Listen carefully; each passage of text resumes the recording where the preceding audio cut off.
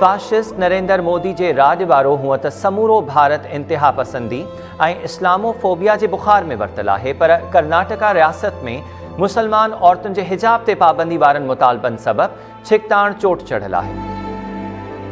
हुक्मरान जमायत BJP, RSS ऐं उन्हनि जी स्टूडेंट विंग्स पारां हिजाब पाईंदड़ मुसलमान औरतुनि खे हीसाइण जा वाक़िया रोज़ जो मामूल बणियल आहिनि। अहिड़े माहौल में कर्नाटका जी मुस्कान नाले हिक शागिर्दियाणी इंतिहा पसंदी ख़िलाफ़ दिलेराणी मज़ामत जो वॾो किरदार बणिजी साम्हूं आई आहे।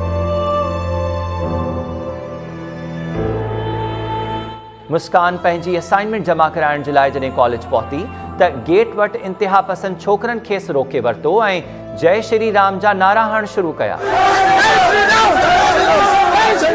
मुस्कान खौफ़ज़दा थियण बदिरां पंहिंजी मोटरसाइकिल सूदो कॉलेज अंदरि दाख़िल थी वई। इंतिहा पसंद मुज़ाहिरीन बि हुन जो पीछो कंदे कॉलेज अंदरि दाख़िल थिया ऐं संदसि घेराव करण जी कोशिशि कई।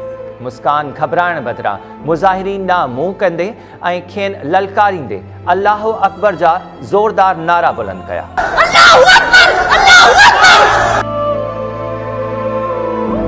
मुज़ाहिरीन संदसि घेराव कयो, पर कॉलेज इंतिज़ामिया जे अमलदारनि ऐं उस्तादनि मदाख़लत कंदे खेसि बचाए वरितो। हिक अकेली छोकिरी पारां इंतिहा पसंदनि खे दिलेराणे अंदाज़ में ललकारण बाद मुस्कान सेलिब्रिटी बणिजी वई आहे ऐं ट्विटर ते हू अल्लाहु अकबर, हिजाब इज़ फंडामेंटल राइट ऐं ॿियनि हैशटैग्स सां हिन वक़्तु टॉप ट्रेंड बणियल आहे। मुस्कान पंहिंजे मुख़्तलिफ़ इंटरव्यूज़ में चयो आहे त हिजाब पाइण जो हक़ हिकु बुनियादी हक़ आहे ऐं मुसलमान औरतुनि खे इन हक़ खां महरूम करणु बुनियादी इंसानी हक़नि जी भञकड़ी आहे। हुन चयो त असांखे केर बि हिजाब पाइण खां रोके नथो सघे।